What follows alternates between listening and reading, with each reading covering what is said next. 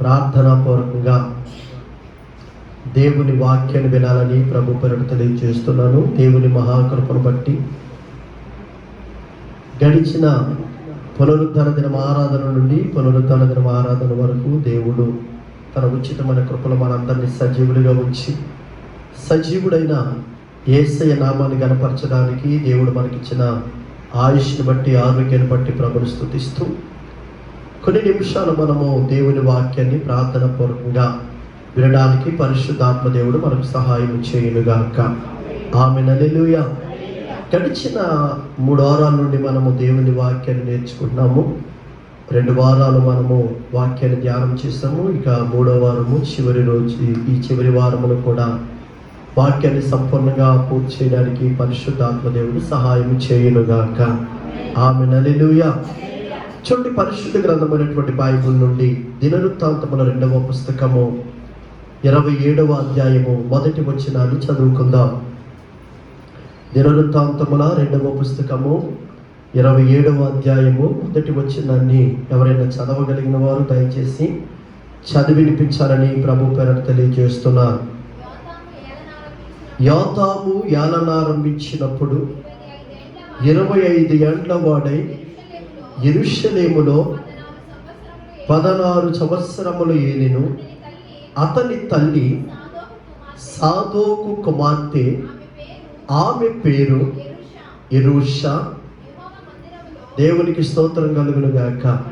చెప్పాలి, చేతులైతే హల్లెలూయా. ఇక తలను పైకెత్తి నా వైపు చూస్తూ ఈ మాటలు వినాలని ప్రభు పేరట తెలియజేస్తున్నా. ఈ చదువుకున్నటువంటి వచనములో లేక అధ్యాయములో 3 వ్యక్తులు మనకు కనబడుతున్నారు.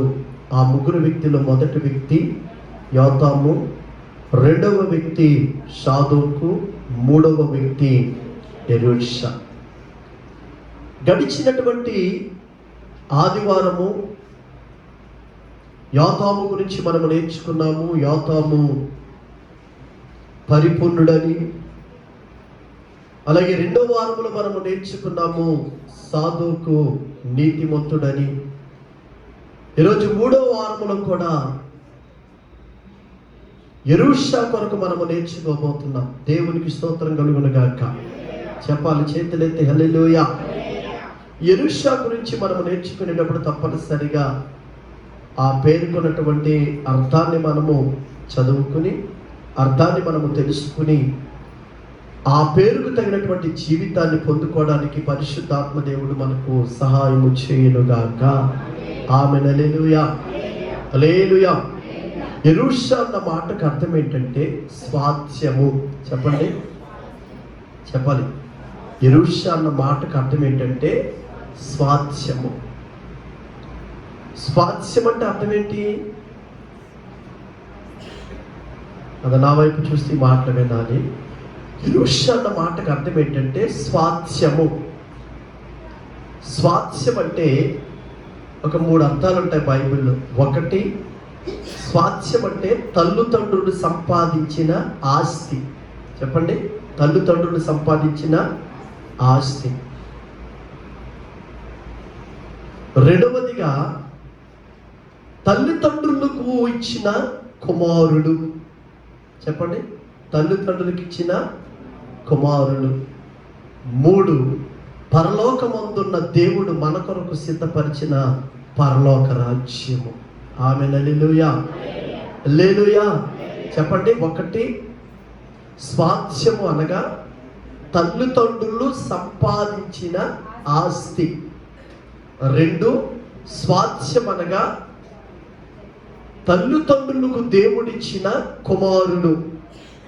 3వది స్వాస్థ్యం అనగా పరమ తండ్రి మన కొరకు సిద్ధపరిచిన పరలోకము.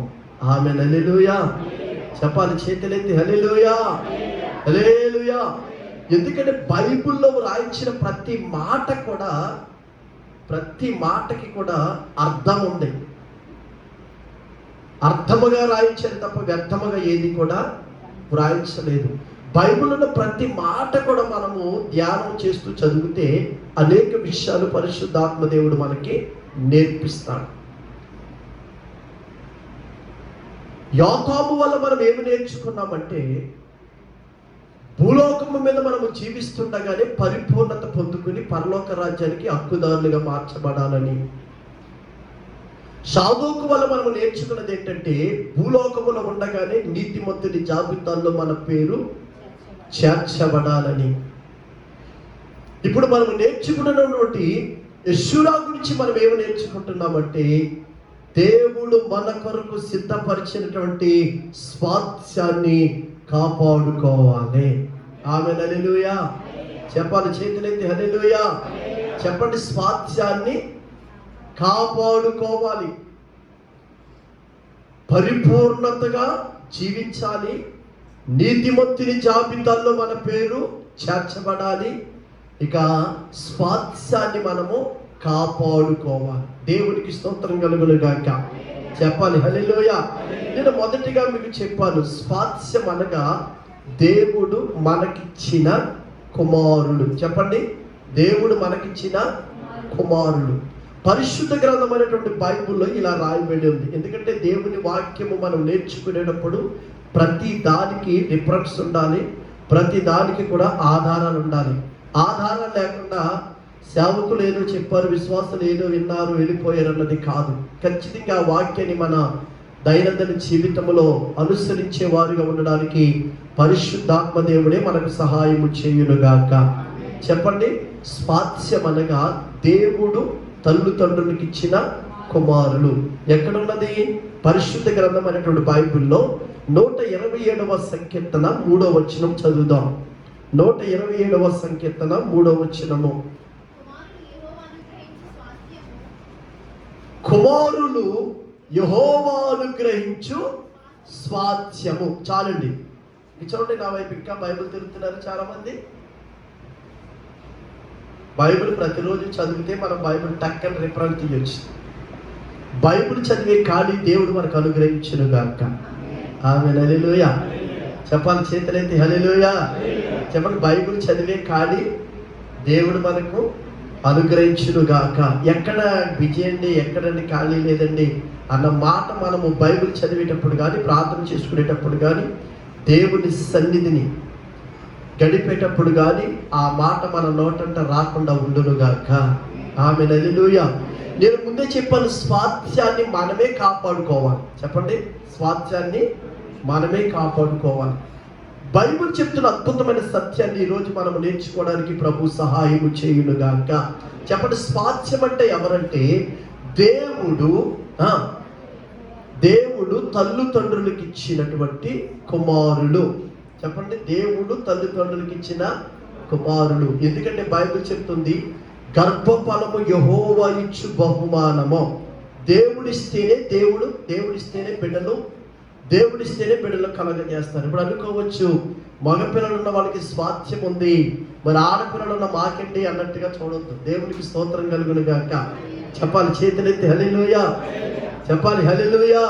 మగబిడ్డలు ఉన్న వాళ్ళకి స్వాస్థ్యం ఉంది అంటున్నారు, మరి ఆడబిడ్డలు ఉన్న వాళ్ళకి మాకు స్వాస్థ్యం ఏదే అని అడిగితే బైబిల్ చెప్తున్న అద్భుతమైన సత్యం ఏంటో తెలుసా? దానికి రిఫరెన్స్ చూపిస్తాను. మనకు నిజమైన స్వాస్థ్యము భూమి మీద కాదు, మన కొరకు దేవుడు సిద్ధపరిచిన పరలోకము. హల్లెలూయా.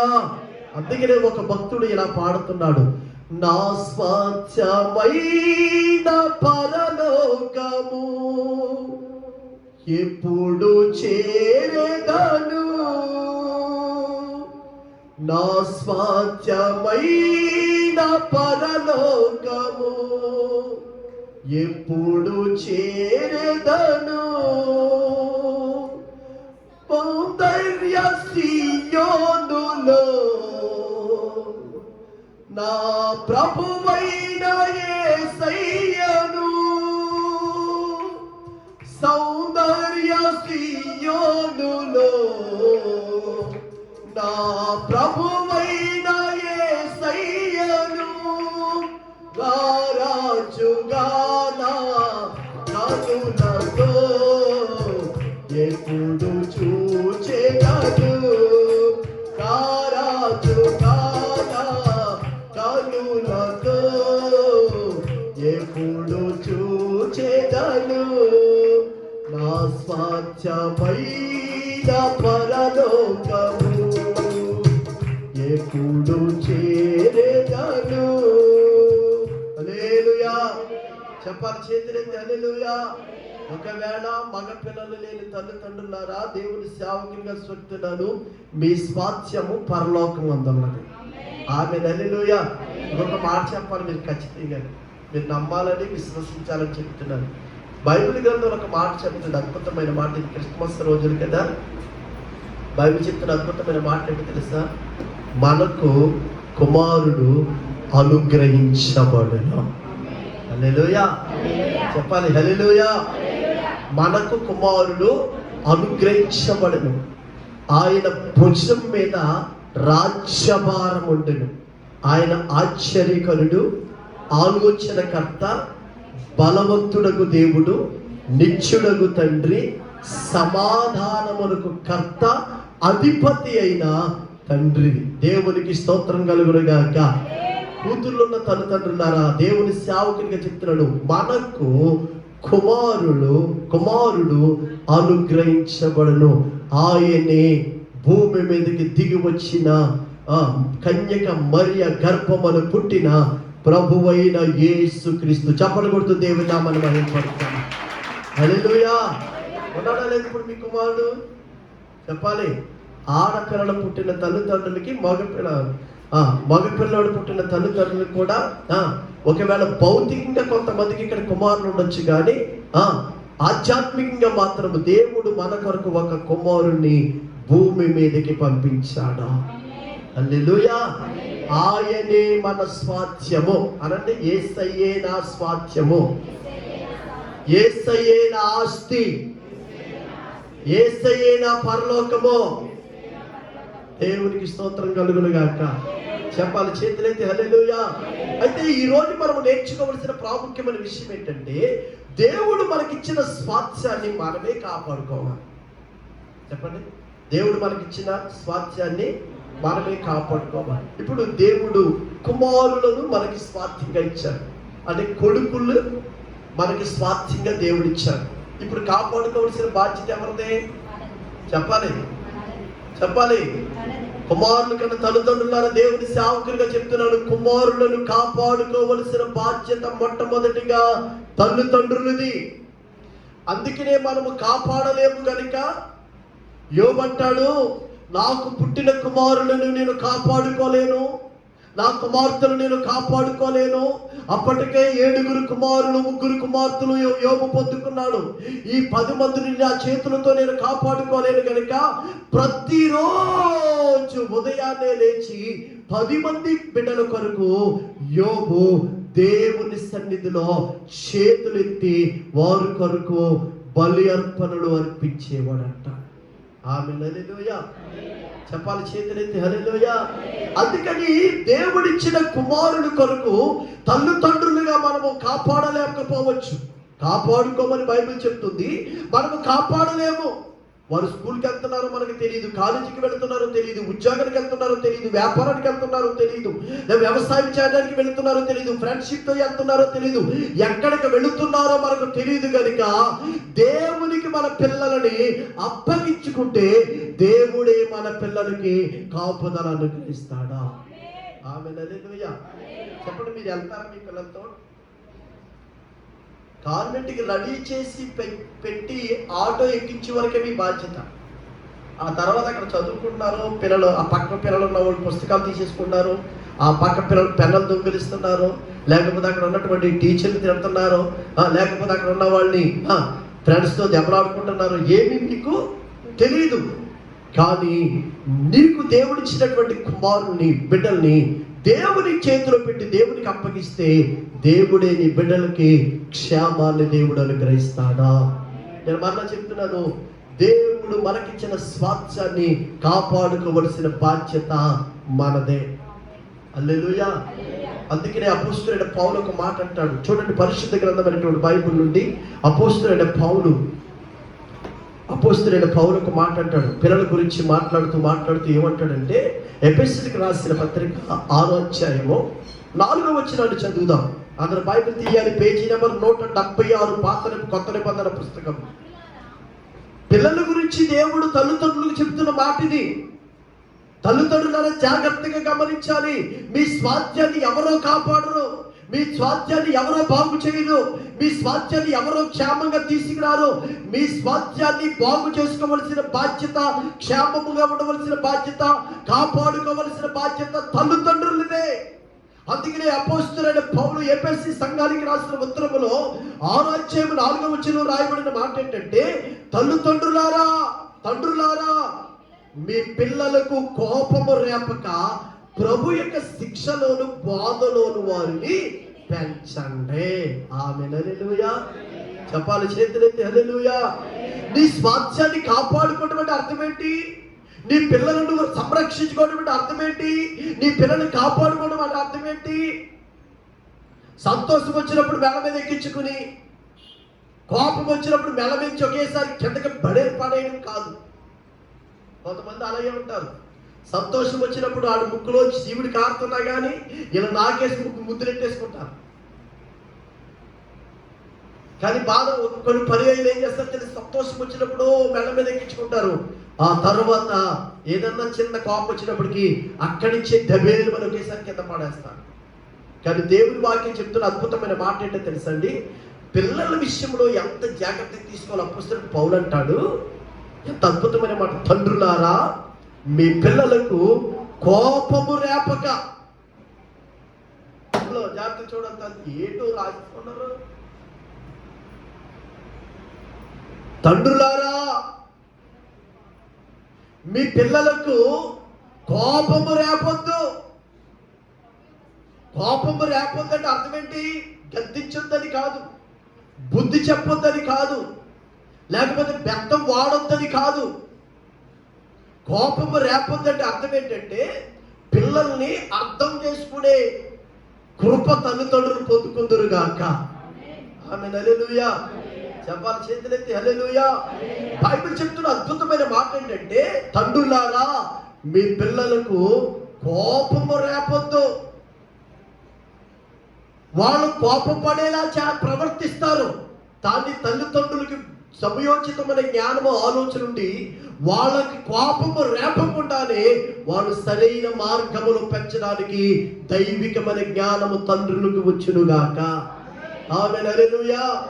బైబిల్ చెప్తున్న అద్భుతమైన మాట, తండ్రులారా మీ పిల్లలకి కోపము రేపొద్దు. మరి ఏం చేయాలి? వాడు తప్పు చేశాడు, వాడు అనకూడని మాట అన్నాడు, వాడు నోటంట నేను వినకూడని మాట విన్నాను. మరి ఇప్పుడు నువ్వు ఏం చేయాలి?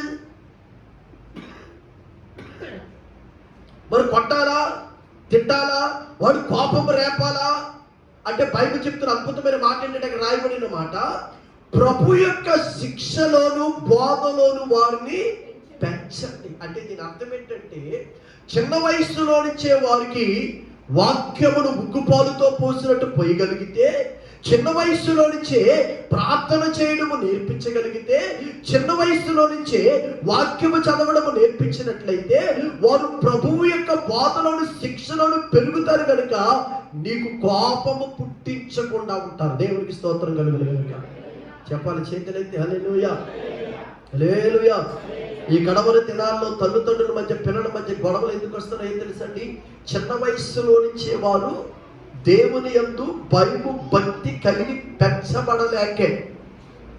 దేవుని మహాకృపను బట్టి మన పరిస్థితులు మన పిల్లలకు రాకుండా ఉండాలన్న ఉద్దేశంతోనే చిన్న వయస్సులో నుంచే వాళ్ళకి మనం ఏం చేస్తున్నామంటే వాక్యాన్ని పరిచయం చేస్తున్నాము, ప్రార్థన పరిచయం చేస్తున్నాము, అలాగే ప్రార్థనలు పరిచయం చేస్తున్నాము. ఎందుకో తెలుసండి, మన పరిస్థితి వాళ్ళకి రాకూడదు. ఇక్కడ ఉన్న నా వయసు కలిగిన వాళ్ళు ఇక్కడ చాలా మంది ఉన్నారు.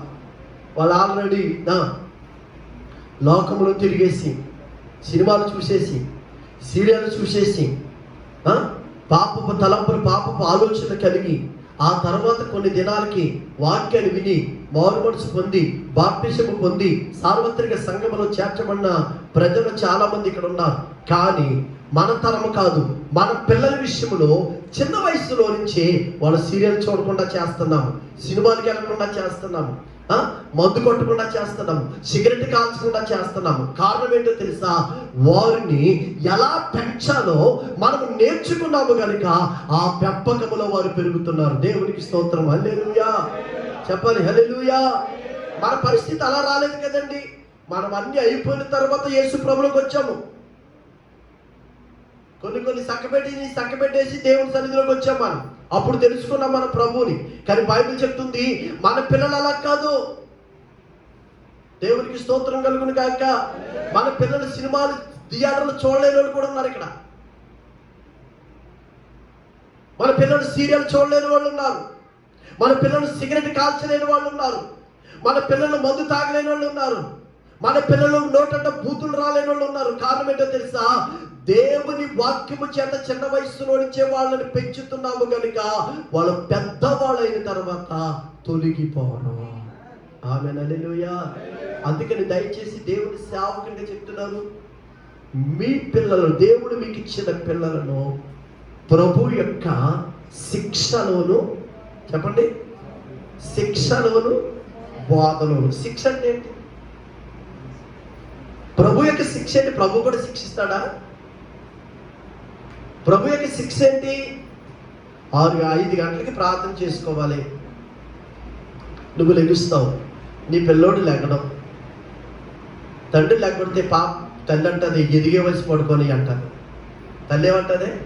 ఆడు ఎదిగే వయసు ఎందుకు నువ్వు అలా చేస్తావు వాడు పడుకొని అంటారు. తండ్రి లెగొడతాడు. ఈ తల్లి సపోర్ట్ వల్ల వాడు ఇంకా దుప్పటి ముసుకేసేసి, ఈ తల్లి సపోర్ట్ వల్ల వాడు ఇంకా మెరుగుకుండు కూడా దుప్పట్లోనే చూస్తాడు కదా తప్ప లేచి మోకరించడం. కారణం ఏంటో తెలుసండి?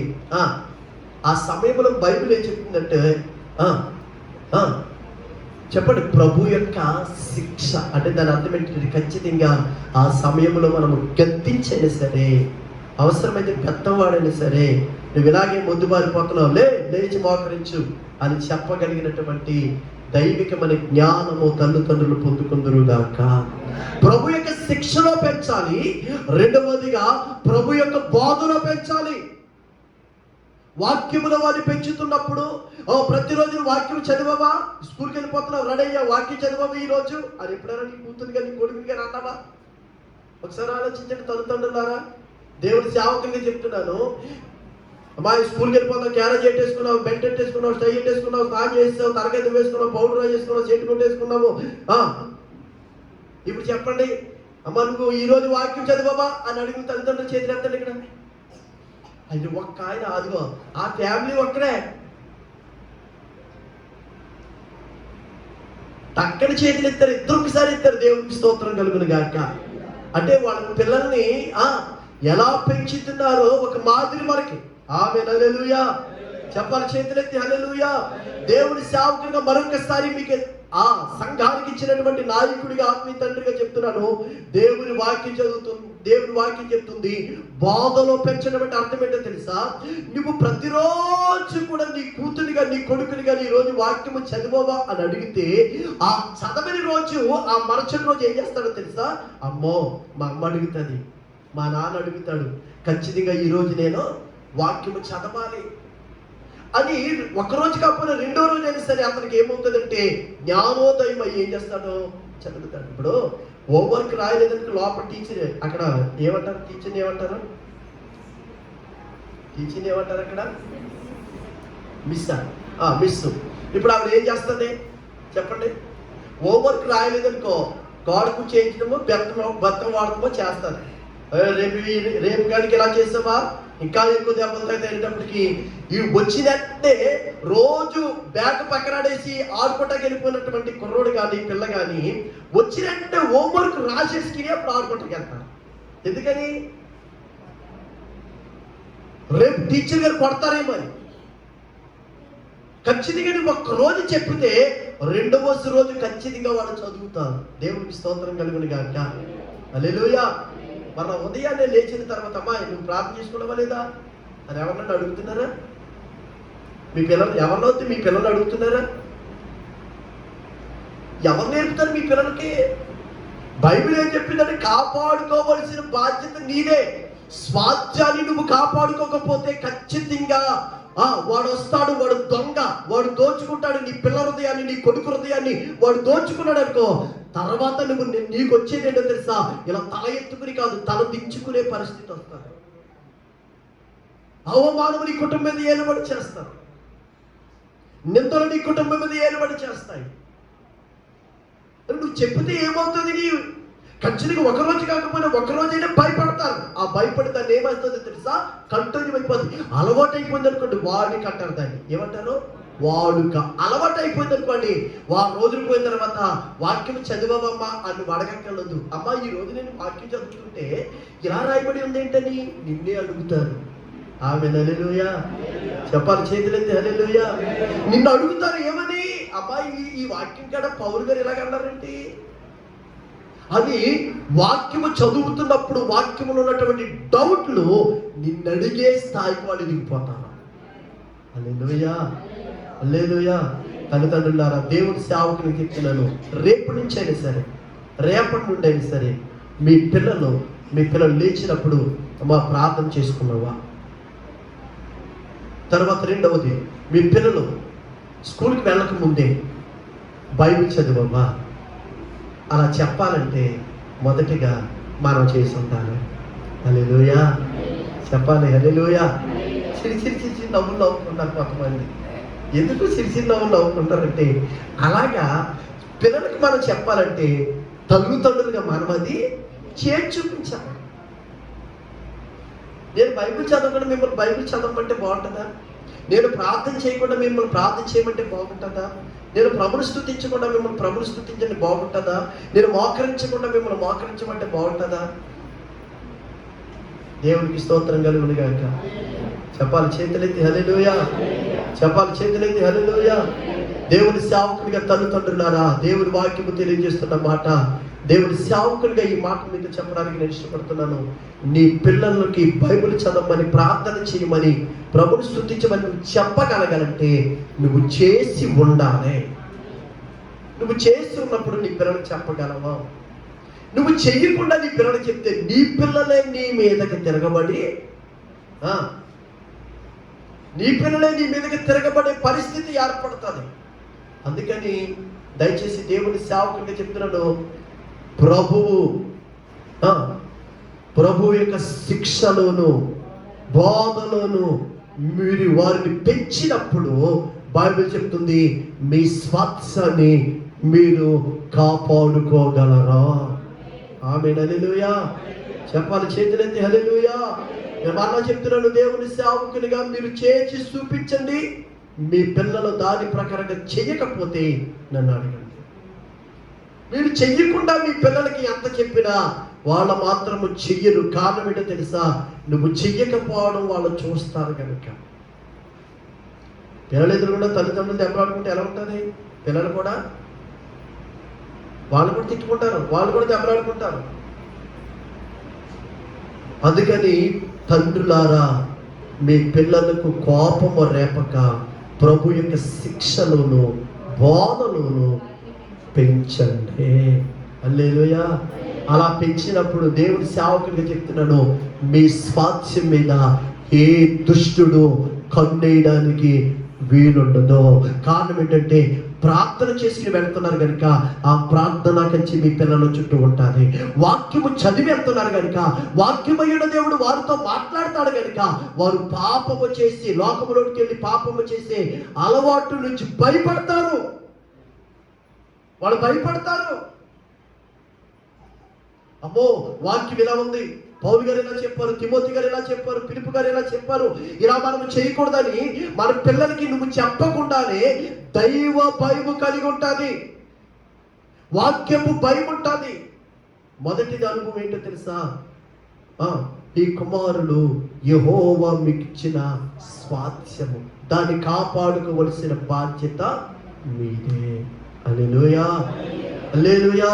ఇక రెండవదిగా మనము చూసినట్లయితే స్వాస్థ్యము అనగా, చెప్పండి, స్వాస్థ్యము అనగా తల్లిదండ్రులు మనకిచ్చిన ఆస్తి. చెప్పండి, స్వాస్థ్యం అనగా తల్లిదండ్రులు మనకిచ్చిన ఆస్తి. ఇప్పుడు మన ఆస్తి మనం ఏం చేయాలంట?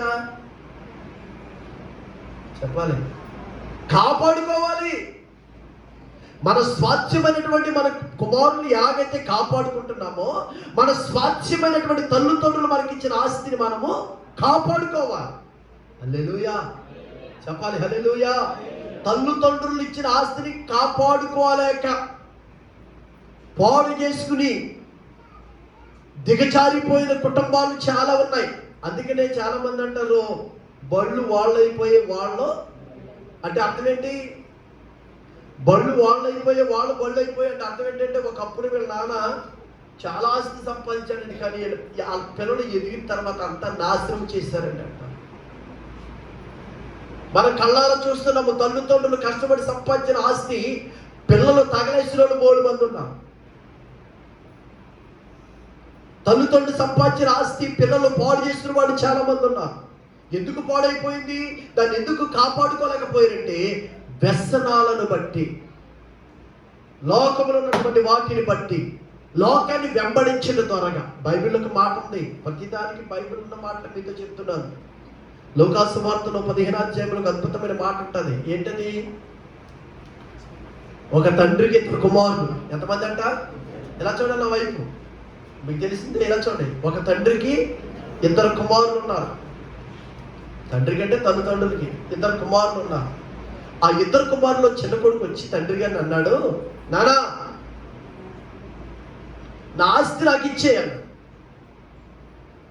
నేను ఇందాక చెప్పాను కదా, తల్లిదండ్రులు సంపాదించిన ఆస్తి మనకు స్వాస్థ్యం.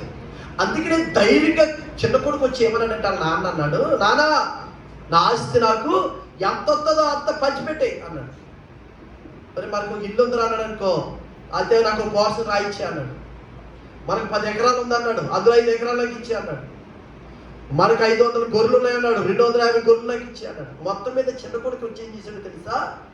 తన తండ్రితో అన్నాడు, నా ఆస్తి నాకు ఇచ్చేయి. కొడుకు కాబట్టి తల్లిదండ్రుల్ని ఆస్తి అడగలిగాడు. నేను అడగగలరా? మీరు అడగగలరా? ఎందుకంటే తల్లిదండ్రులు సంపాదించిన స్వాస్థ్యం మీద తనకు స్వాస్థ్యముగా పుట్టినటువంటి కుమారుడికి అధికారం ఉంది. అందుకని ఏం చేశాడంటే ఆ మాటకి జవాబు చెప్పలేక, ఇది నేను సంపాదించిన ఆస్తి కనుక, నా కడుపును పుట్టిన కొడుకు నా స్వాస్థ్యము కనుక, నేను సంపాదించిన ఆస్తులు వాడికి ఖచ్చితంగా సగమిచ్చేది కనుక, అందుకని ఏం చేశాడో తెలుసా? తన తండ్రి మారు మాట మాట్లాడకుండా, తన కొడుకుకి కోపము రేపకుండా, స్వాస్థ్యాన్ని అడిగే దమ్ము ధైర్యము తండ్రి కొడుకుకు ఉంది కనుక, ఆ కొడుకు ఏం చేసినట్టుగో తన ఆస్తిలో సగము తనకు వచ్చే స్వాస్థ్యాన్ని ఇచ్చేశాడు. దేవునికి స్తోత్రం కలుగును గాక. బైబిల్ చెప్తున్న అద్భుతమైన సత్యం ఏంటో తెలుసా? తన తల్లిదండ్రుల నుంచి సంపాదించుకున్న స్వాస్థ్యాన్ని, ఆస్తిని కాపాడుకోలేక పాడు చేసుకున్నాడంట యవనస్తుడు. ఏం చేశాడంట? పాడు చేసుకున్నాడు. లోకములో ఉన్నటువంటి వ్యసనాలకి ఖర్చు పెట్టి, లోకములో ఉన్నటువంటి అంగులు ఆర్పాటాలకి ఖర్చు పెట్టి, లోకములో ఉన్న వాటి అంతటికి ఖర్చు పెట్టేసి మొత్తం మీద తనకు వచ్చినటువంటి ఆస్తిలో భాగం స్వాస్థ్యాన్ని ఏం చేశాడంటే పాడు చేసుకున్నాడు. దేవునికి స్తోత్రం. హల్లెలూయా, హల్లెలూయా. దాన్ని దాచుకోలేకపోయాడు, కాపాడుకోలేకపోయాడు. తర్వాత చివరికి ఏమైందో తెలుసా? ఆస్తంతా పోయింది. ఆస్తంతా పోయిన తర్వాత చివరికి తినడానికి తిండి కానీ, కట్టుకోవడానికి వస్త్రాలు కానీ లేని పరిస్థితులు అయిపోయింది. అలా అయిపోవడానికి కారణం ఏంటో తెలుసా? తన ఆస్తిని, తన స్వాస్థ్యాన్ని కాపాడుకోలేకపోయాడు. ఆమేన్, హల్లెలూయా. చెప్పాలి చేతులైతే హల్లెలూయా. నేను ఇల్లు అడిగినా, మీరు ఇల్లు అడిగినా, ఏదైనా ఎందుకు మీరు ఆశించిన ఆస్తిని, స్వాస్థ్యాన్ని కాపాడుకోలేకపోయావు అని అడిగితే ఆ అబ్బాయి ఇచ్చే సమాధానం ఏంటో తెలుసా? అద్భుతమైన సమాధానం. నానా నీకును పరలోకములో ఉన్నటువంటి దేవునికి నేను వ్యతిరేకముగా పాపము చేశాను. ఏమన్నాడు తెలుసా? సమాధానం ఏంటో తెలుసా? ఆస్తి పాడైపోవడానికి ఏంటి, సమస్తాన్ని కోల్పోవడానికి, తినడానికి తిండి లేక, కట్టుకోవడానికి వస్త్రాలు లేకుండా పాడైపోవడానికి కారణం ఏంటో తెలుసా? ఇదిగో నీకును పరలోకమున్న తండ్రికి విరోధముగా పాపము చేస్తాను. అంటే ఆస్తిని కాపాడుకోలేనోడు ఏం చేసినట్టు తెలుసా? పాపము చేసినట్టు. ఆమేన్. హల్లెలూయా, హల్లెలూయా.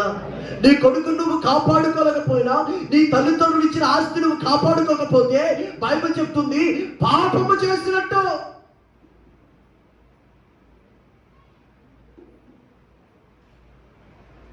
దేవుని పిల్లలుగా చెప్తున్నా, దేవుని సేవకుడిగా మీ అమ్మా నాన్న మీరు కొంత ఆస్తి సంపాదించిన, ఒక వీళ్ళు ఇల్లే సంపాదించారనుకో, ఆ ఇల్లుని కాపాడుకోవలసిన బాధ్యత నీదే. ఒక కుర్చీనే సంపాదించారు, లేకపోతే 5 సెంట్లు సంపాదించారు, ఆ 5 సెంట్లు కాపాడుకోవాల్సిన బాధ్యత నీదే. ఒకవేళ దేవుడి చిత్తములో నడిస్తే 5 సెంట్లకు 10 సెంట్లు సంపాదించుకోగలవు. ఆమేన్, హల్లెలూయా. నేను మళ్ళీ చెప్తున్నాను, స్వాస్థ్యాన్ని కాపాడుకోవలసిన బాధ్యత మనదే. ఒకటి, తల్లిదండ్రుల కుమారుల్ని కాపాడుకోవలసిన బాధ్యత తల్లిదండ్రులకి. రెండవదిగా బైబిల్ చెప్తుంది, తల్లిదండ్రులు సంపాదించిన ఆస్తి స్వాస్థ్యము కనుక దాన్ని కాపాడుకోవలసిన బాధ్యత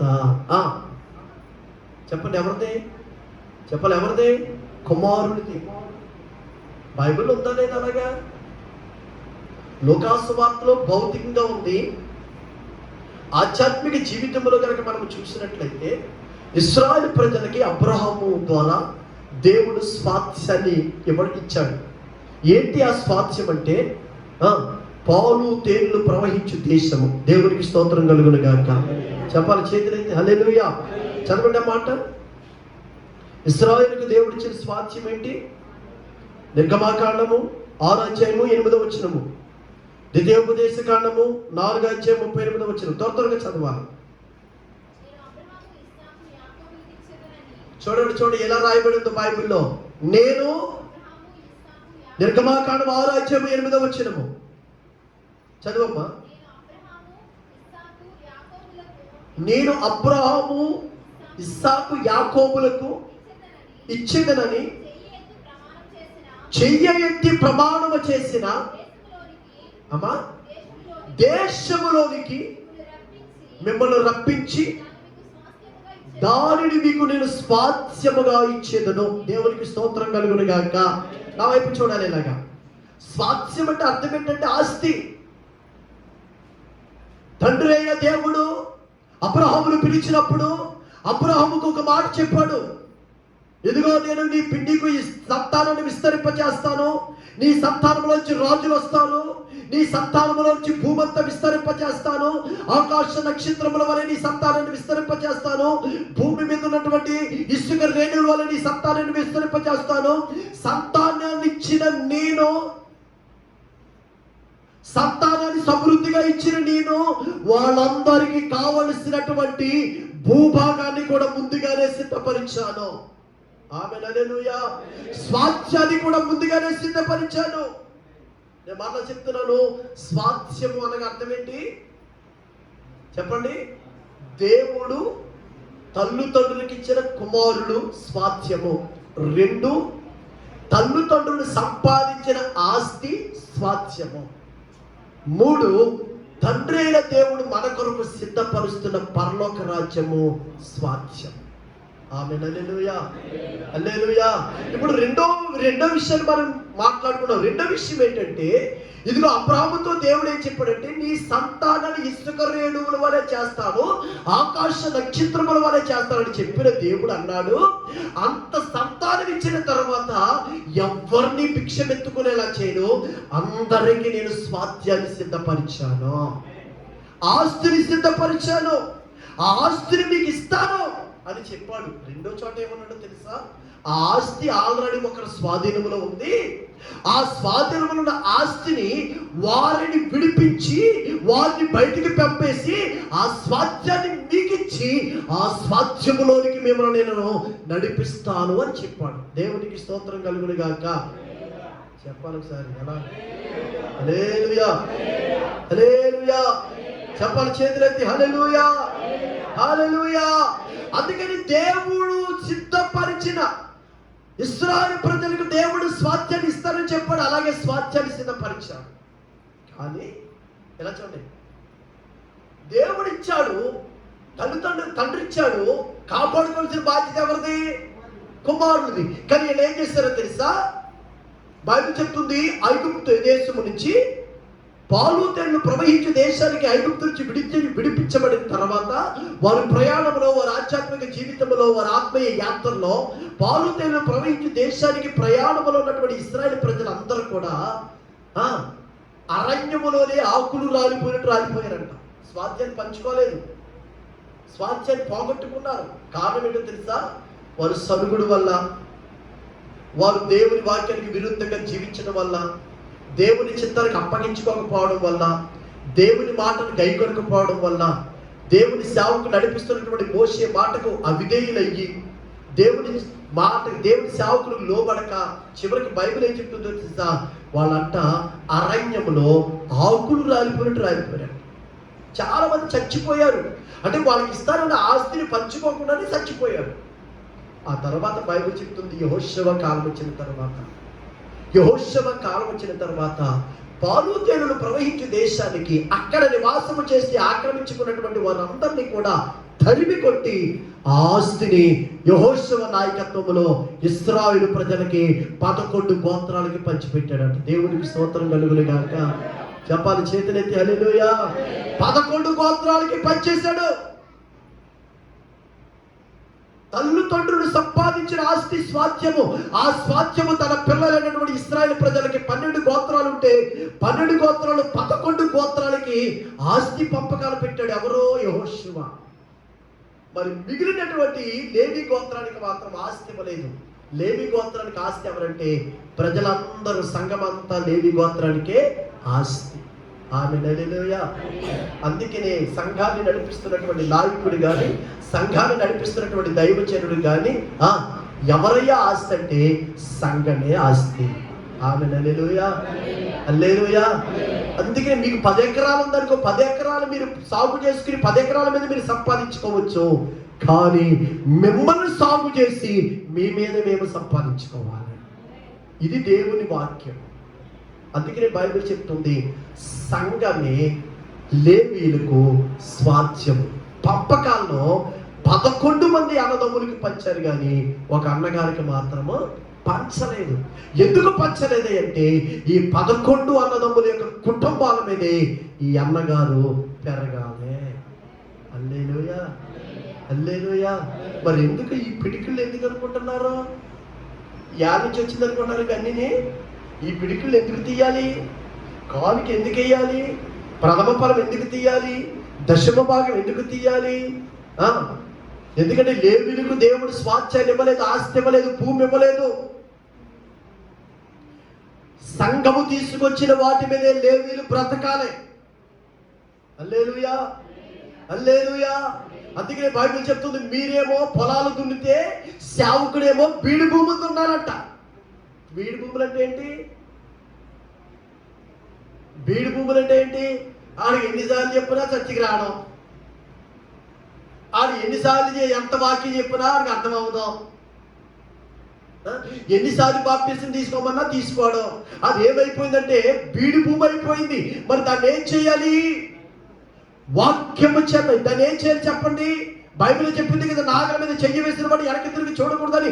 ఇప్పుడు అరక పట్టుకుని ఆ బీడు భూములు దున్నుతూ ఉన్నప్పుడు, ఆ బీడు భూమి దున్నుతున్నప్పుడు ఆ గడ్డలుగా మట్టి బయటకు వస్తున్నప్పుడు ఆ లోపల ఉంటాయి కొన్ని పెంకులు ఉంటాయి, కొన్ని ఏర్లు ఉంటాయి, కొన్ని పనికిరాని చెత్త ఉంటుంది.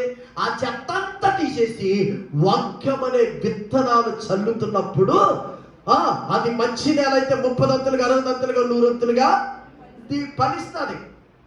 అది ఇంకా బీడి నేలగా ఉందనుకో, ఎన్ని విత్తనాలు వేసిన బైబిల్ చెప్తుంది, పందులు ముందు ముత్యాలు చల్లొద్దు అని. నా మాట కాదు, ఇది వాక్యం. పందులు ముందు ముత్యాలు చల్లొద్దు. అవి ముత్యాలైనా పంది ఏం చేస్తే తుక్కకుండా పోతుంది. ముత్యం యొక్క విలువ పందికి తెలియదు. ముత్యం యొక్క విలువ పందికి తెలియదు కనుక వాక్యం యొక్క విలువ కొంతమందికి తెలియదు. వాక్యం అయ్యున్న దేవుడు మనతో మాట్లాడుతున్నప్పుడు అది మంచి నేల మీద పడిన వాక్యం ఉందనుకోండి, అలా మీరు చూడండి, దేవుని సేవకులకి చెప్తున్నాను, ఏ సంఘములైనా ఎక్కడైనా సరే అలా ఆటోమేటిక్గా 30 దంతులుగా 100 దంతులుగా 30 దంతులుగా 60 దంతులుగా 100 దంతులుగా ఆశీర్వదించబడతారు. ఆమేన్. హల్లెలూయా. చెప్పాలి చేతులెత్తి హల్లెలూయా. వాళ్ళు కనీసము నేను అంటాను, నిజంగా దేవుడి సేవకుని చెప్తున్నాడు, ఒకప్పుడు వాళ్ళకి తినడానికి తిండి ఉండేది కాదు, కట్టుకోవడానికి సరైన వస్త్రాలు ఉండేవి కాదు. కానీ వాళ్ళ నేల మంచిగా చేసుకున్నప్పుడు, వాళ్ళు వాళ్ళ పొలము మంచిగా చేసుకున్నప్పుడు, ఇదిగో వాక్యం అనే విత్తనములు ఆ మంచి నేల మీద పడుతున్నప్పుడు ఏం చేస్తాయో తెలుసా? అది మొలకెత్తుతాయి, 30 దంతులుగా 60 దంతులుగా 100 దంతులుగా ఫలిస్తుంది. అందుకనే వాక్యానికి లోబడి వాక్యం అనే విత్తనాలు హృదయంలో ఎప్పుడైతే భద్రపరుచుకుంటారో ఆటోమేటిక్ గా వాళ్ళు అభివృద్ధి చెందేస్తారు. ఆమేన్. హల్లెలూయా. చెప్పాలి హల్లెలూయా. వాళ్ళు అప్పుడు ఏమవుతుందో తెలుసా? అంతకు ముందు ఎంత దొల్లు అంటుకునేది కాదు, 7 కిలో మొన్న పరిగే. కానీ మంచి నేల మీద పడ్డ తర్వాత, విత్తనములు మొలకెత్తడం ప్రారంభించిన తర్వాత వాళ్ళు పట్టుకున్నదంతా బంగారం అవుతుంది. దేవునికి స్తోత్రం కలుగును గాక. చెప్పాలి చేతులెత్తి హల్లెలూయా. అరే ఒకప్పుడు ఇలా ఉండేవారు, ఇప్పుడు ఇలాగైపోయారండి. అరే ఒకప్పుడు నడిచొచ్చేవాళ్ళు ఇప్పుడు ఏకంగా మోటార్ సైకిల్ వేసుకొని చేస్తున్నారు. ఒకప్పుడు తాటేకిట్లో మట్టలుక్కునేవారు, ఇప్పుడేమో పిల్లి కట్టేస్తారు. ఒకప్పుడేమో డాబాలు ఉండేవారు, ఇప్పుడేమో అపార్ట్మెంట్ కట్టేస్తారు. ఇదంతా ఎందుకో తెలుసా? వాక్యం అనే విత్తనములు మంచి నేల మీద పడినప్పుడు నువ్వు మొలిపించిన మొలపకపోయినా అది ఖచ్చితంగా మొలిచిపోతానే ఉంటానే. ఆ ఆశీర్వాదాన్ని ఎవడు ఆపలేరు. అందుకని సామెతల గ్రంథం 10వ అధ్యాయంలో రాయబడిన మాట్లాడడం తెలుసా? నరుని యొక్క ఆశీర్వాదం ఆశీర్వాదము కాదు, దేవుడికి ఆశీర్వాదము ఐశ్వర్యము. నీ ఆశీర్వాదం ఎంత? నువ్వు ఎంత కష్టపడితే నీకు ఆశీర్వాదం వస్తుంది. రాత్రనక పగలనక నువ్వు కష్టపడి నువ్వు అది నిలబడదు. దేవుని చిత్తములో ఉన్నది పైస అయినా సరే ఆ పైస అలాగే ఉంటుంది. దేవుని చిత్తంలో సంపాదించిన పైస అయినా సరే ఆ పైస అలాగే ఉంటుంది. దేవుని చిత్తము కాకుండా నా కష్టార్జితముతో నా ప్రయాసంతో నేను సంపాదించాలనుకుని నువ్వు ఎంత ప్రయాసపడినా అది నీకు ఆశీర్వాదాన్ని ఇవ్వదు, నీకు ఐశ్వర్యాన్ని ఇవ్వదా. ఎప్పుడు నువ్వు ఆశీర్వించబడతావు, ఐశ్వర్యవంతుడు అవుతావు తెలుసా? వాక్యం అనే విత్తనములకు నీ హృదయాన్ని చోటిచ్చినప్పుడు, నీ హృదయాన్ని తెరిచినప్పుడు. బైబిల్ చెప్తుంది, వాక్యం అనే విత్తనములు అపొస్తలుడైన పౌలు చెప్పుతుండగానే లుస్త్రాలో ఉన్నటువంటి యవనస్తుడంట కాళ్ళు కుట్టుబడిపోయాయి, కాళ్ళు చచ్చుబడిపోయాయి, నరాలు చచ్చుబడిపోయాయి, నలుగురు మోసుకొచ్చారు. కానీ అపొస్తలుడైన పౌలు వాక్యం అనే విత్తనములు విత్తుచుండగానే ఆ వాక్యం అనే వాక్యే తన నరాల్లోనికి వెళ్ళి దిగ్గున లేచి పరిగెట్టగలిగినటువంటి కృపను దేవుడు అనుగ్రహించాడు. హల్లెలూయా. చెప్పాలి చేతులెత్తి హల్లెలూయా. వాక్యం అనే విత్తనములు విత్తుతున్నప్పుడు తన వ్యాపారాన్ని పక్కన పెట్టి, తన జీవనాన్ని పక్కన పెట్టి, లూదియా వాక్యాన్ని ఎప్పుడైతే తన హృదయంలో స్వీకరించిందో బైబిల్ చెప్తుంది లూదియా రక్షించబడ్డదంట. ఆ మీటింగ్ అయిపోగానే కూర్చోలేదంట, అయ్యా అయ్యా మా ఇంటికి రండి అయ్యా, మా ఇంటికి రండి అయ్యా. ఎందుకమ్మా మీ ఇంటికంటే రండయ్యా రండయ్యా. ఇంటికి తీసుకెళ్ళంట. ఇంటిలో ఉన్న వాళ్ళందరికీ బాప్తిసం ఇప్పించిందంట. హల్లెలూయా. కారణం ఏంటో తెలుసా? దేవుని వాక్యం అనే విత్తనాలు హృదయంలో పడ్డాయి కనుక. ఆమేన్. చెప్పాలి చేతులెత్తి హల్లెలూయా. హల్లెలూయా. కొన్ని వాక్యము కొంతమంది దున్నపోతు మీద వర్షం కురిసినట్టే. ఎంత వర్షం కురిసిన దానికి ఏమనిపించదు. ఓ మాత్రంలో వర్షం కురిసిందనుకో బాబాయ్ ఏమవుతుంది? చలించండి, మళ్ళీ పంట వేయాలి, లేకపోతే 2 దుప్పలు కప్పాలి. కానీ కొన్ని దున్నపోతు మీద వర్షం అంటే అర్థం ఏంటో తెలుసు? దున్నపోతు కంటే ఎంత వర్షం కురిసినా ఏమనిపించదంటే కారణం ఏంటో తెలుసా? దాని శరీరము, దాని చర్మము దరసలు అనమాట. చర్మం దరసలు అంటే ఏంటో తెలుసా? కొన్ని హృదయాలు వాత వేయబడిన మనస్సాక్షి వాత వేయబడతాయి. ఆ హృదయాలు ఎంత వాక్యం వెళ్ళనే లోపలికి వెళ్తుంది, లోపలికి వెళ్దాం చప్పట్లో హల్లెలూయా స్తోత్రం అంతే, లోపలికి వెళ్తుంది. నేనేమంటానంటే మందు లోపలికి వెళ్తేనే మనకి లోపల ఉన్న రోగాన్ని ఏ రీతికైతే అదేంటిది నివారణ చేస్తాదో, వాక్యము కూడా లోపలికి వెళ్ళినప్పుడే దేవునికి స్తోత్రం కలుగును గాక. హల్లెలూయా. ఆ వాక్యము లోపల ఉన్నటువంటి వాటిని అన్నిటిని నివారణ చేసి వాక్యము ఫలించడం ప్రారంభిస్తుంది. చెప్పాలి హల్లెలూయా. చెప్పండి. స్వాస్థ్యాన్ని కాపాడుకోవలసిన బాధ్యత మందే.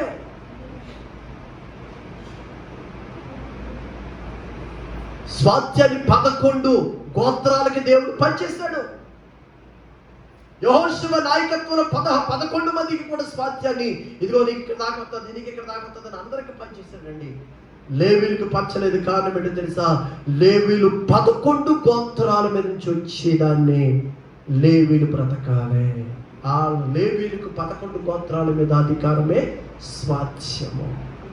ఆమేన్. హల్లెలూయా, హల్లెలూయా. చప్పట్లు తీసి చేతులెత్తి హల్లెలూయా, హల్లెలూయా. అందుకే బైబిల్ చెప్తుంది, మందను కాసేవాడు మందపాలు తాగని. ఎన్ని వాక్యమై ఉన్నాయి. బైబిల్ అంటది, వాక్యోపదేశము పొందేవాడు, వాక్యోపదేశం అందించేవానికి పదార్థములన్నిటిలో మంచి పదార్థములు ఇవ్వాలి. ఇది నా మాట కదా, దేవుడి వాక్యం మాట. అందుకని దయచేసి దేవుడి సేవకునికి చెప్తున్నాను, స్వాస్థ్యాన్ని కాపాడుకోవలసిన బాధ్యత మనదే. తల్లిదండ్రులారా, పిల్లలారా, మీ తల్లిదండ్రులు సంపాదించిన ఆస్తిని కాపాడుకోవలసిన బాధ్యత మీదే. తప్పిపోయిన కుమారుడు తగలేసుకున్నట్టుగా తగలేసుకోవద్దు. తల్లిదండ్రులు ఇచ్చిన స్వాస్థ్యమని బైబిల్ చెప్తుంది. అందుకని ఆ స్వాస్థ్యాన్ని కాపాడుకోవలసిన బాధ్యత మనదే. ఇంకొక మాట చెప్తున్నా చూడండి, పరిశుద్ధ గ్రంథం బైబిల్ నుండి ద్వితీయోపదేశకాండము 4:38. ద్వితీయోపదేశకాండము 4:38. ఆ బాగా చూడాలి.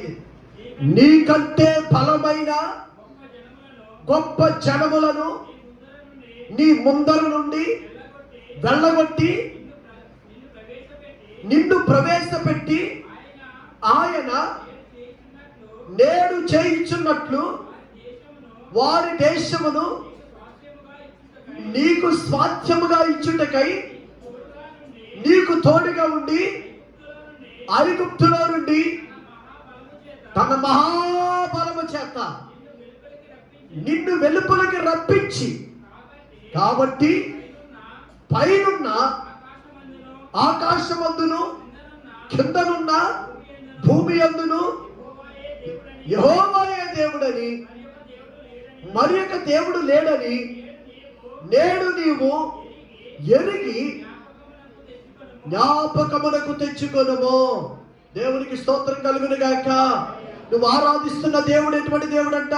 పైన ఆకాశం అందు కానీ భూమి కింద భూమి ఎందు కానీ భూమి కింద నేల ఎందు కానీ నువ్వు ఆరాధిస్తున్న దేవుడు లాంటి దేవుడు లేడు. ఎందుకు ఆ మాట చెప్పాడో తెలుసా? ఆల్రెడీ నీ ఆస్తిని, ఆల్రెడీ నీ తల్లిదండ్రులు సంపాదించిన ఆస్తిని ఒకరు అస్తముందాల మీద ఒకరు ఆల్రెడీ ఆక్రమించారు, ఒకరు దాన్ని అనుభవిస్తున్నారు, ఒకరి స్వాధీనంలో ఉంది ఆ ఆస్తి. అయితే దేవుడు నీకు ఇస్తారని ఇచ్చాడు కనుక ఐగుప్తు దేశం నుంచి నిన్ను విడిపించింది, ఆ పార్వతులను ప్రవహించి దేశానికి నిన్ను నడిపించింది. ఎందుకో తెలుసా? ఆయన నీ కొరకు సిద్ధపరిచిన స్వాస్థ్యాన్ని ఇవ్వడానికే. దేవుని సేవకునిగా బలిపీఠం మీద చెప్తున్నాను, ఈశ్వరు చదివిన మాట పరిశుద్ధాత్మ దేవుడు నీ పట్ల అది నెరవేర్చబడును గాక. ఆమేన్. హల్లెలూయా. నీ తల్లిదండ్రులు సంపాదించిన ఆస్తి నువ్వు కాపాడుకుందువు గాక. ఆ స్వాస్థ్యాన్ని దేవుడు నీకు ఇస్తున్నాడు. ఎలా ఇస్తున్నాడో తెలుసా? ఇప్పటికే ఒక రస్తమ ఆ స్వాస్థ్యం మీద ఉంది, ఇప్పటికే ఒక కన్ను ఆ స్వాస్థ్యం మీద ఉంది. అయితే ఆ కన్నేసిన ఆ ఆక్రమించుకున్న వారిని నా దేవుడు వెళ్ళగొట్టి ఆ వెళ్ళగొట్టి ఆ స్వాస్థ్యాన్ని దేవుడు నీకు ఇవ్వబోతున్నాడా? చెప్పాలి చేతులెత్తి హల్లెలూయా. నువ్వు నిజంగా నమ్మి ఆమెన్ అంటే దేవుడు ఆకాశం నుంచి ఆమెన్ అంటాడు, అద్భుతం జరిగిపోతాయి. ఇందులో ఏమాత్రం డౌట్ లేదు. దేవుని సేవకుని చెప్పిన బైబిల్ చెప్తున్న మాట అది. తల్లిదండ్రులు సంపాదించిన ఆస్తిని, స్వాస్థ్యాన్ని పిల్లలు కాపాడుకోవాలి. తప్పనిసరిగా దేవుడు ఆ పని చేస్తున్నాడు, ఆ పని చెయ్యబోతున్నాడు. ఆ పని ఆల్రెడీ జరిగిపోయింది. దేవునికి స్తోత్రం కలుగును గాక. ఎందుకో తెలుసా? దేవుడు ఇశ్రాయేలు ప్రజలకు ఇస్తారన్న స్వాస్థ్యం మీద ఎవరున్నారంట? 7 జాతుల వాళ్ళు ఉన్నారు. ఎన్ని జాతుల వాళ్ళు? 7 జాతుల వాళ్ళు దాని మీద ఆక్రమించారు. మరి దేవుడు మాట ఇచ్చాడు, ఖచ్చితంగా నేను మీకు ఇస్తానని. అప్పుడు ఏం చేశాడో తెలుసా? 7 జాతుల వారిని కూడా వెళ్ళగొట్టి ఆ స్వాస్థ్యాన్ని దేవుడు నీకు అప్పగించాడా? ఆమేన్. హల్లెలూయా. కారణం ఏంటో తెలుసా? అది నీ తల్లిదండ్రులు సంపాదించిన స్వాస్థ్యము. దాని మీద ఎవరికి అధికారము లేదు. మొదటి మాట చెప్పారు, ఏంటి చెప్పండి? చెప్పండి. యెరూషా అన్న మాటకు అర్థం ఏంటంటే స్వాస్థ్యము.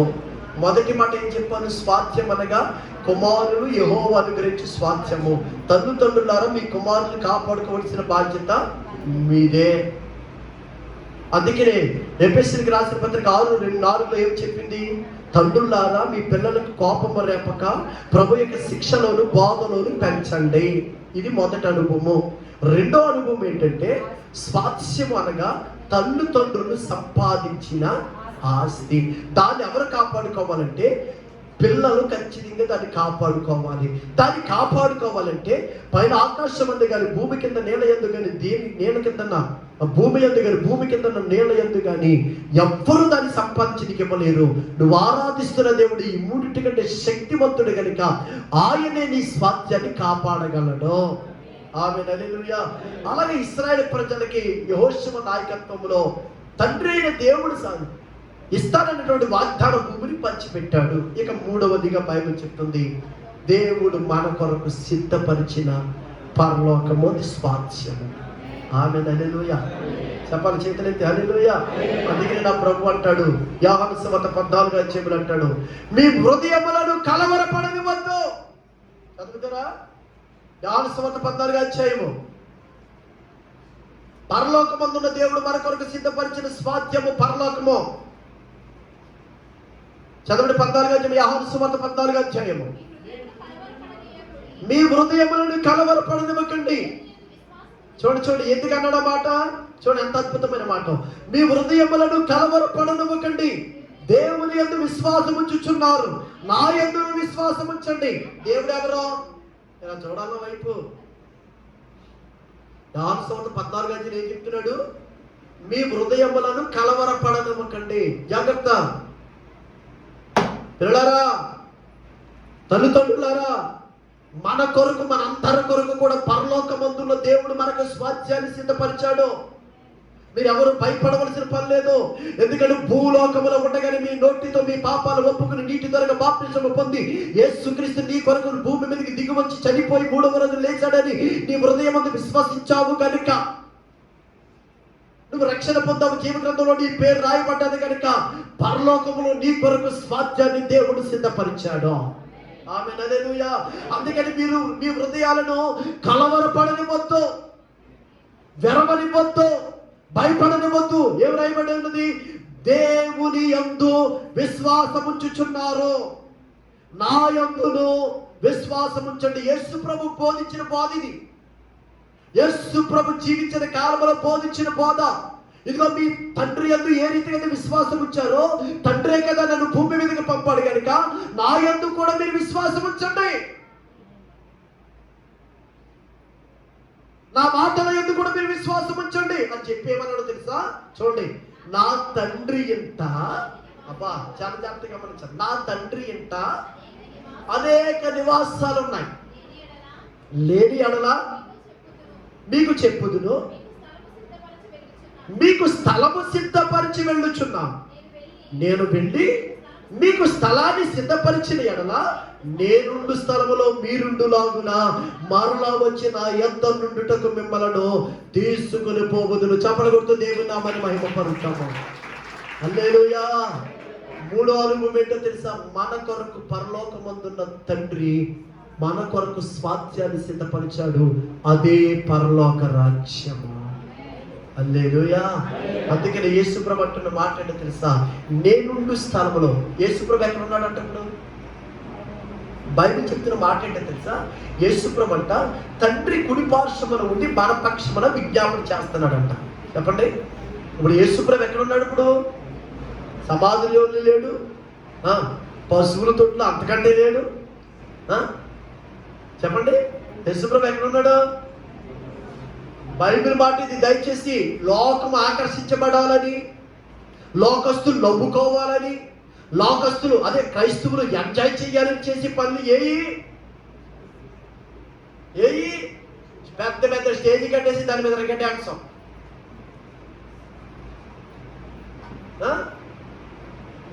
నాటికలు, పాటలు, డ్యాన్స్లు. అలాంటి డ్యాన్స్ ఎక్కడ వచ్చింది చెప్పు? ఎక్కడ నేర్చుకున్నావు? సినిమా చూసే కదా, సీరియల్ చూసే కదా. ఇప్పుడు విజయశాంతి అలాంటి యాక్ట్ చేసింది, నువ్వు కూడా. చిరంజీవి అలాంటి యాక్ట్ చేశాడు, నువ్వు కూడా. ఇప్పుడు ఇది ఎవరికి?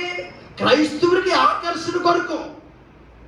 యేసుప్రభు ఎక్కడున్నాడని బైబిల్ చెప్తుందంటే, ఒకటి తండ్రి కుడి పార్శ్వమున ఉండి సంఘము కొరకు ప్రార్థన చేస్తున్నాడంట. ఎవరో? యేసుప్రభు. నువ్వు పశువులు పాకలో పడుకోబెడతావు, నువ్వెవడో? ఇంకా బాలుడైన యేసుప్రభు, ఇంకా బాలుడైన యేసుప్రభు, ఇంకా బాలయేసేనా? మరి ఆయన నీ కొరకు శిలువ మీద మారు మీద యాలాడి రక్తము కాచి ప్రాణం పెట్టి శిలువ వేయబడి తర్వాత మరణించి ఆ సమాధిలో చేర్చబడి 3వ రోజున తిరిగి లేచి ఆదరణకర్తగా నీ మధ్యకు వచ్చి నిన్ను ఆదరిస్తున్నాడు.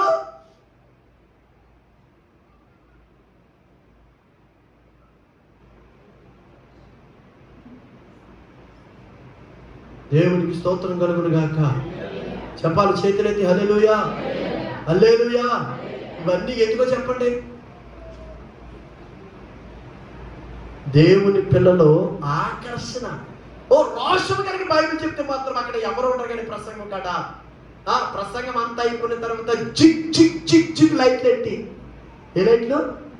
జిగ్ జిగ్ జిగ్ జిగ్ లైట్లు ఎట్టి, ఆ చీర 4 చీరలుగా కనపడి, ఆ డ్రెస్ 4 డ్రెస్సులుగా కనపడి, ఆ పెదాలు లిప్టిక్ వేసుకున్న పెదాలు 4 పెదాలుగా కనపడి డ్యాన్స్ చేస్తుంటే ఈ కింద అప్పుడు దాకా కన్నీరు కాచారు. యేసు ప్రభు నా కొరకు చనిపోయాడు, తిరిగి లేచాడు, ప్రభు నన్ను క్షమించమన్న వాళ్ళ కాస్త ఏం చేస్తారు తెలుసా? పక్క పక్క పక్క పక్క నవ్వుకుంటారు. దేని చూసి? డ్యాన్సులు చూసి. డాన్సులు చూసి. బైబిల్ చెప్తున్న అద్భుతమైన సత్యం ఏంటో తెలుసా? చాలా మంది మగోళ్ళు ఆడోళ్ళు వేసుకుని, ఆడోళ్ళు మగోళ్ళు వేసం వేసుకున్నారు. బైబిల్ చెప్పిన మాట ఏంటో తెలుసా? పురుషుడు వేసం స్త్రీ వేసుకుంటారు, స్త్రీ వేసం పురుషుడు వేసుకుంటారు, పరలోక రాజ్యానికి హక్కుదాని కాదంట. ఆమేన్, హల్లెలూయా, హల్లెలూయా, హల్లెలూయా. చెప్పాలి హల్లెలూయా, హల్లెలూయా. బైబిల్ చెప్తుంది పురుషుడు వేసం స్త్రీ, స్త్రీ వేసం పురుషుడు వేసుకుంటే వాళ్ళు పరలోకానికి వెళ్ళరు.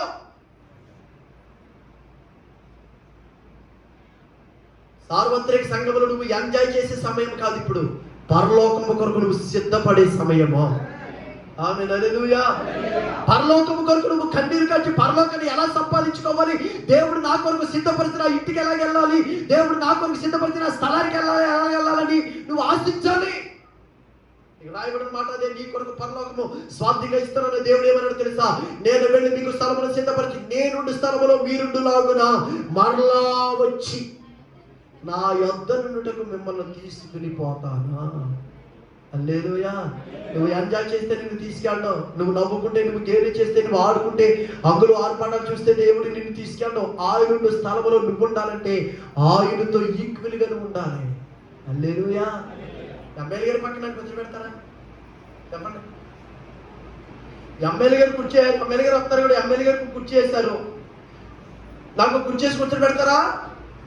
నీకు కుర్చేసి కూర్చొని పెడతారా? కూర్చొని పెట్టరు. ఎవరు కూర్చొని పెడతారు?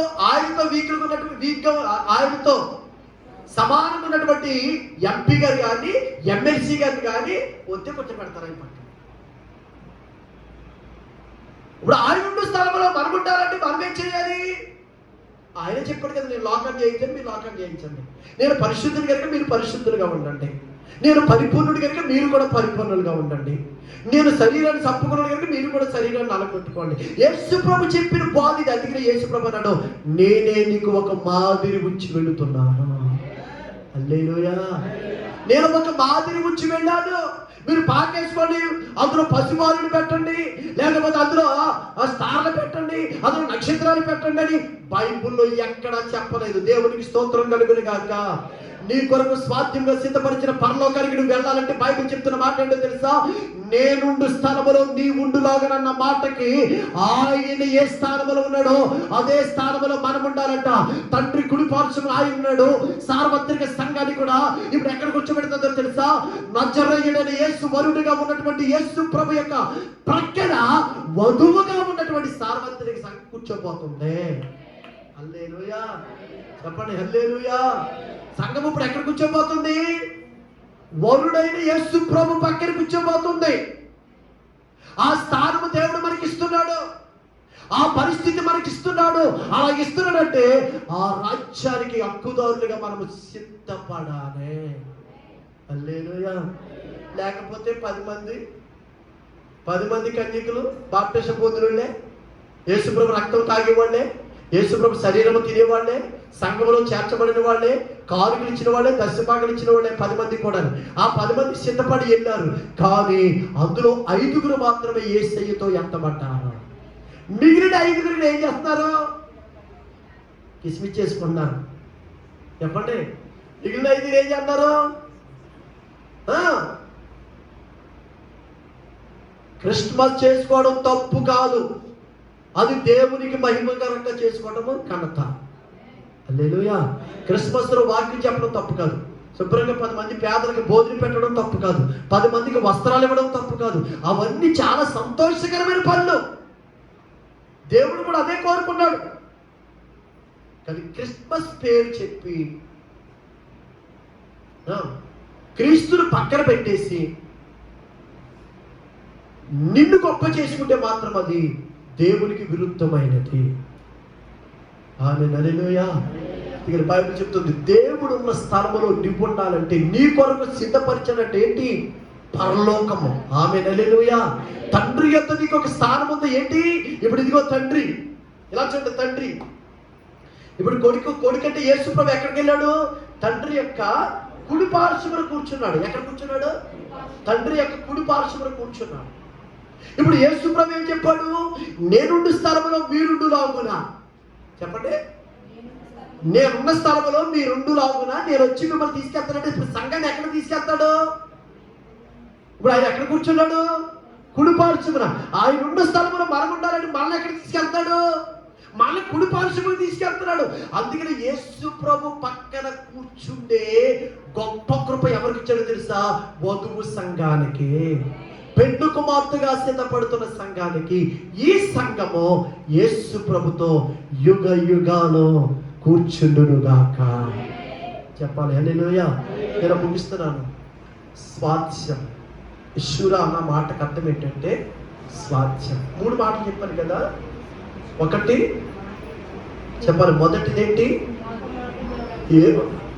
మొదటి వారం చెప్పింది యోతాము అన్న మాటకు అర్థం ఏంటంటే పరిపూర్ణుడు. మన తండ్రి పరిపూర్ణుడు కనుక మనము పరిపూర్ణుడు ఉండాలని వాక్యం నేర్చుకున్నాం. రెండవ మాట సాధోకు. సాధోకు అనగా నీతిమంతుడు. నీతిమంతుడు అనగా నీతిమంతుని జాబితాలో ఎవరు చేర్చబడతారో, ఎవరి పేరు ఉంటుందో వాడు దేవునితో ఉంటారు. మూడవదిగా యెషూర. యెషూర అన్న మాటకు అర్థం ఏంటంటే స్వాస్థ్యము.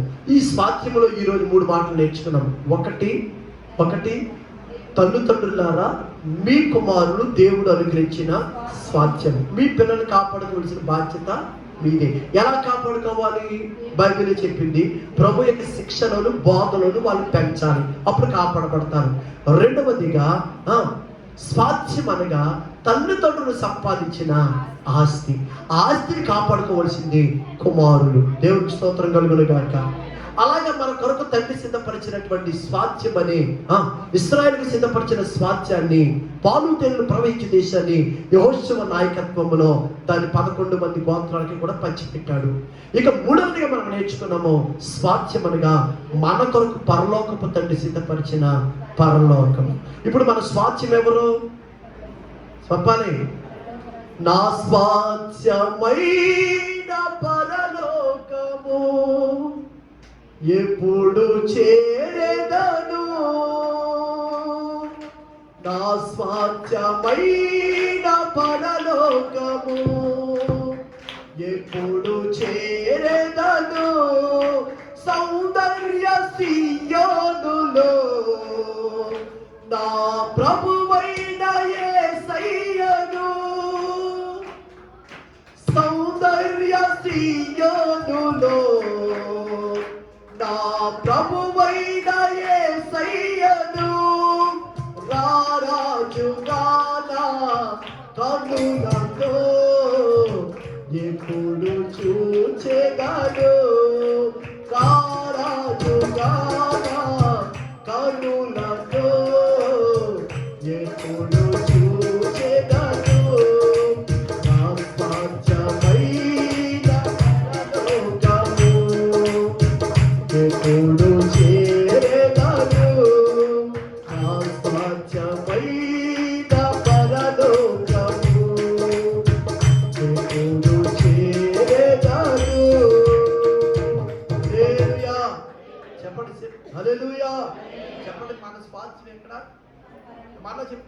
ఈ లోకంలో ఎంత సంపాదించుకున్న ఆస్తి అయినా సరే మనతో రాదు. మనకంటూ ఆస్తి ఉంది, మనకుంటే స్వాస్థ్యం ఉంది. అది పరలోక రాజ్యములో తండ్రి మన కొరకు సిద్ధపరిచాడు. ఆయన ఉన్న స్థలంలో మనకుండులాగున మరలా వచ్చారు మనల్ని తీసుకువెళ్తాడు. చాలా రిఫరెన్స్లు ఉన్నాయి దాని కొరకు, కానీ ఇప్పటికే సమయం అయిపోయింది కనుక నేను ముగిస్తున్నాను. దేవుని సేవకునిగా పేరులో ఉన్న ప్రతి అర్థాన్ని మనం గమనించి అలాగ జీవించి దేవుని చిత్తానికి మనం అప్పగించుకుందాము కాక. ఈ మాటలు మనందరి కూడా దేవుడు దీవించడు కాక. మోకరించుదాం, దయచేసి మోకరించుదాం. త్వరగా